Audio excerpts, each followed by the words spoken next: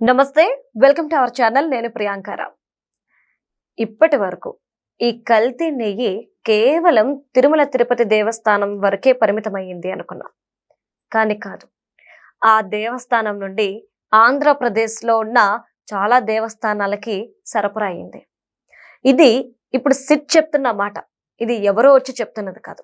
SIT తన chart sheet లో ఏం పొందుపరిచింది అనేది ఇప్పుడు తెలుసుకుందాం. 3,25,064 కిలోల నెయ్యిని వీళ్ళు సరఫరా చేశారు. ఎక్కడికి అంటే శ్రీశైలానికి. అది కూడా 2022 మే నుండి 2023 మార్చి మధ్యలో, అంటే 11 నెలల కాలంలో ఈ నెయ్యి సరఫరా అయింది. ఎప్పుడు కూడా శ్రీశైలం విజయ డైరీ నుండి మాత్రమే నెయ్యిని కొనుగోలు చేస్తూ ఉంటుంది. కానీ సడన్ గా ఎందుకు కొత్త వాళ్ళకి మార్చాల్సి వచ్చింది? ఇక్కడ ఇదొక ప్రశ్న.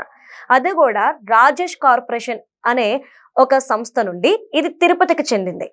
మరి ఎలాంటి ఫ్యాక్టరీ లేని ఈయన దగ్గర నుండి ఇంత మొత్తంలో నెయ్యి ఎలా సరఫరా చేయించుకున్నారు?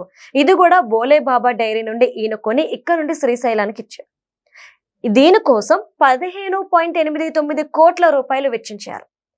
అంటే ఈ స్కామ్ కేవలం శ్రీశైలానికి మాత్రమే పరిమితమైందా?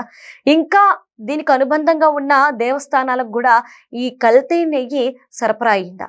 ఇలాంటి ఎన్నో ప్రశ్నలు ఉత్పన్నమవుతున్నాయి. మరి సిట్ ఇచ్చిన చార్ట్ షీట్ ని మనం ఎలా చూడాలి? దీని మీద ఇప్పుడు వారి స్పందన ఏంటి అనేది తెలుసుకుందాం. మనతో మాట్లాడడానికి ప్రముఖ పొలిటికల్ అనలిస్ట్ అప్పసాని రాజేష్ గారు ఉన్నారు. ఆయన అడిగి తెలుసుకుందాం. నమస్కారం సార్. నమస్కారం సార్. అంటే ఇప్పటి వరకు ఈ కల్తీ నెయ్యి వ్యవహారం ఏదైతే ఉందో అది కేవలం తిరుమల తిరుపతి దేవస్థానానికి మాత్రమే పరిమితం అయ్యింది అని చెప్పేసి అనుకున్నారు కోట్లాది మంది భక్తులు. కానీ ఇప్పుడు చూస్తే శ్రీశైలానికి కూడా 11 నెలల పాటు దగ్గర 3 లక్షల పైచీలకు కిలోల నెయ్యిని సరఫరా చేశారు. ఇది కేవలం శ్రీశైలంతో ఆగుద్దా? లేదు అంటే దీనికి అనుబంధంగా ఈ 2 దేవస్థానాలకి అనుబంధంగా ఉన్న ప్రతి గుడికి కూడా ఈ కల్తీ నెయ్యి వ్యవహారం అనేది పాకింది అనాలా? ఇప్పుడు మీరు ఈ ఛానల్లో వర్క్ చేస్తున్నారు. అవును. ఈ ఛానల్కి వచ్చినప్పుడు మీకు యాంకర్గా గత అనుభవం ఉందా? మీరు ఏ ఛానల్స్ లో వర్క్ చేశారని చెప్పని వీళ్ళు అడుగుతారు కదా. అడుగుతారు సార్. అడిగినప్పుడు మీరు గతంలో ఎక్కడెక్కడ వర్క్ చేశారు, ఎన్ని సంవత్సరాలు వర్క్ చేశారు, ఏంటనేది మీ అనుభవాన్ని గురించి వీళ్ళకి చెప్పుంటారు కదా. చెప్తాను సార్. అలాగే రేపు ఇంకేదైనా అంటే కొన్నాళ్ళు ఇక్కడ చేసిన తర్వాత ఇంకేదైనా ఒక ఛానల్కి వెళ్ళినప్పుడు ఇక్కడ చేసిన ఈ ఎక్స్పీరియన్స్ కూడా యాడ్ అవుతుంది కదా. అలాగే ఇవాళ ఒక టీటీడీ లాంటి ప్రతిష్టాత్మక ఆలయానికి నెయ్యి సరఫరా కాంట్రాక్టు ఒక సంస్థకు దక్కిందనుకో, వాళ్ళు ఎంటర్ప్రెన్యూర్స్, బిజినెస్ లైన్లో ఉన్నారు. టీటీడీ లాంటి సంస్థకి మేము సరఫరా చేస్తున్నామండి అన్న రెఫరెన్స్ తోటి ఇంకెన్ని ఆలయాలను అప్రోచ్ అవుతారు? అదే ఇదే ఇవాళ ఇప్పటి వరకు తిరుమల తిరుపతి దేవస్థాన ప్రసాదంలో వినియోగించే నెయ్యినే నకిలీ నెయ్యి సరఫరా చేశారని చెప్పని చెప్పుకుంటున్నారు. కానీ నాలాంటి వాళ్ళం లైవ్ స్ట్రీమ్ అంటే లైవ్ ఛానల్ డిబేట్స్ లో కూడా చెప్పాం, ఇది ఒక్క తిరుపతికే పరిమితం అయి ఉండదు. ఈ తిరుపతికి సరఫరా చేస్తున్న రెఫరెన్స్ తో రాష్ట్రంలో ఉన్న మిగిలిన ప్రధానమైన ఆలయాలు ఉన్నాయి. విజయవాడ కనకదుర్గమ్మ టెంపుల్ ఉంది, అన్నవరం దేవస్థానం ఉంది, సింహాచలం దేవస్థానం ఉంది, శ్రీకాళహస్తి దేవస్థానం ఉంది, కాణిపాకం దేవస్థానం ఉంది, శ్రీశైలం దేవస్థానం ఉంది. అక్కడ కూడా వేలాది మంది భక్తులు ప్రతిరోజు స్వామివారిని దర్శించుకోవడానికి వస్తూ ఉంటారు. అక్కడ ఆలయాలు కూడా స్వామివారి ప్రసాదాలు ఆవు నెయ్యితోటే తయారు చేయించుతూ ఉంటారు. కాబట్టి ఆ ఆలయాలకి కూడా ఇదే క్వాలిటీ, ఈ అడల్టరేటెడ్ అండ్ కంటామినేటెడ్ ఈ నకిలీ నెయ్యి సరఫరా చేయబడి ఉంటుందేమో విచారణ చేయమని చెప్పని చాలా సందర్భాల్లో మేము ప్రస్తావించడం జరిగింది. అదే అంశాన్ని నిర్ధారణ చేస్తాయి ఇవాళ ఈ సిట్టు జరిపిన విచారణలో. శ్రీశైలం దేవస్థానానికి కూడా 2022 మే నుంచి 2023 మార్చి వరకు సుమారుగా 10-11 నెలల పాటు ఈ రాజేష్ కార్పొరేషన్ అనే ఒక సంస్థ, ఆ సంస్థ టెండర్ దక్కించుకొని సుమారుగా 3,50,000 కిలోలకు పైగా సరఫరా చేసింది. అది కూడా ఏ రేటు ప్రకారం? 489 రూపాయలు ఖరీదు. బోలేబాబా డైరీ డైరెక్ట్గా తిరుపతికి సప్లై చేసింది 319 రూపాయల 80 పైసలకి. ఇతను ఈ రాజేష్ కార్పొరేషన్ అనే సంస్థకి అతనికి ఓన్ డైరీ లేదు. సో ఎవరో వేరే వాళ్ళ దగ్గర నుంచి ప్రొక్యూర్ చేసి వీళ్ళకి సరఫరా చేయాలి. అతను ఈ బోలేబాబా డైరీ నుంచే ప్రొక్యూర్ చేసుకున్నాడు. అంటే బోలేబాబా డైరీ తాను ఒక ఆలయానికి సరఫరా చేసే క్రమంలో 319 రూపాయల 80 పైసలకు తాను సప్లై చేసింది. ఈ రాజేష్ కార్పొరేషన్ కూడా మహా అయితే అతను కూడా ఒక ట్రేడర్ కాబట్టి ఈ 319 రూపాయల 80 పైసలు దానికన్నా కూడా ఎంతో కొంత డిస్కౌంట్ చేసి అతనికి ఇచ్చి ఉండాలి. సహజంగా ఏమవుతుందంటే హోల్సేలర్ ఒక రీటైలర్కి ఇచ్చేటప్పుడు ఒక ఎండ్ యూజర్ ఒక కస్టమర్ వెళ్తే ఇచ్చే ధర కన్నా ఒక రీటైల్ వ్యాపారికి ఇంకా తక్కువ ధరకు ఇస్తాడు, ఎందుకంటే అతను కూడా వ్యాపారం చేసుకోవాలి కాబట్టి అని చెప్పని. అదే విధంగా ఈ రాజేష్ కార్పొరేషన్ కూడా బోలేబాబా డైరీ ఇంకా తక్కువ ధరకే ఇచ్చుండాలి. అంటే అంత తక్కువ ధరకి ఈ అడల్టరేటెడ్ ఈ నెయ్యి లాంటి పదార్థాన్ని కొని శ్రీశైలం దేవస్థానానికి ఈ రాజేష్ కార్పొరేషన్ అనేవాడు 489 రూపాయలకి మనకి కర్ణాటక రైతు సమాఖ్య నుంచి నందిని బ్రాండ్ నెయ్యి బెస్ట్ క్వాలిటీ నెయ్యి 490 రూపాయలకి శ్రీశైలం టీటీడీకి సరఫరా అవుతుంటే ఆ టెండర్ని రద్దు చేసి ఈ వైవి సుబ్బారెడ్డి నేతృత్వంలో ఉన్న ధర్మకర్తల మండలి ఆ రోజుల్లో ఈ బోలేబాబా అని చెప్పనే ఈ దొంగ కంపెనీకి, అంటే వాళ్ళకి డైరీ లేదు, వాళ్ళు మిల్క్ ప్రొక్యూర్ చేయటం లేదు, మిల్క్ ప్రాసెస్ చేయటం లేదు, అలా మిల్క్ ప్రాసెస్ చేయాలనే టెండర్ నిబంధనలు కూడా రద్దు చేసి మరి వైవి సుబ్బారెడ్డి ఆ సంస్థ కట్టబెట్టాడు. ఆ సంస్థ కట్టబెడితే వాళ్ళు ఏం చేశారు, వాళ్ళు ఈ నకిలీ నెయ్యి ఎలా తయారు చేయొచ్చు అనేది వాళ్ళ ఫార్ములా అడాప్ట్ చేసుకున్నారు. ఆ ఫార్ములా తోటి టీటీడీకి 68 లక్షల కిలోలు సరఫరా చేశారు.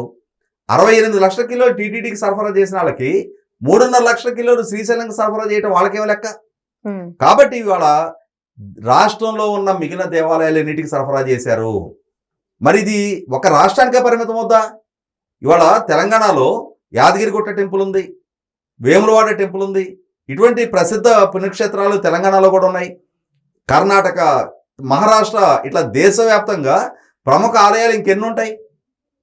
ఉత్తరాఖండ్లో ఉన్న సంస్థకి తిరుమల గురించి తెలిసినప్పుడు ఇవాళ తమిళనాడు నుంచి జమ్మూ వైష్ణోదేవి టెంపుల్ దాకా దేశవ్యాప్తంగా ప్రసిద్ధ ఆలయాలు ఉన్నప్పుడు, ఇన్ని ఆలయాల్లో ప్రసాదాలు తయారు చేయించడం కోసం ఆవు నెయ్యి వినియోగం జరుగుతూ ఉన్నప్పుడు ఖచ్చితంగా దేశవ్యాప్తంగా కూడా ఈ తిరుమల తిరుపతి రిఫరెన్స్ తోటి, ఎందుకంటే వాళ్ళ దేశంలోనే ఒక ప్రతిష్టాత్మక అత్యంత ప్రపంచవ్యాప్తంగా పేరెన్నికైన ధార్మిక క్షేత్రం తిరుమల.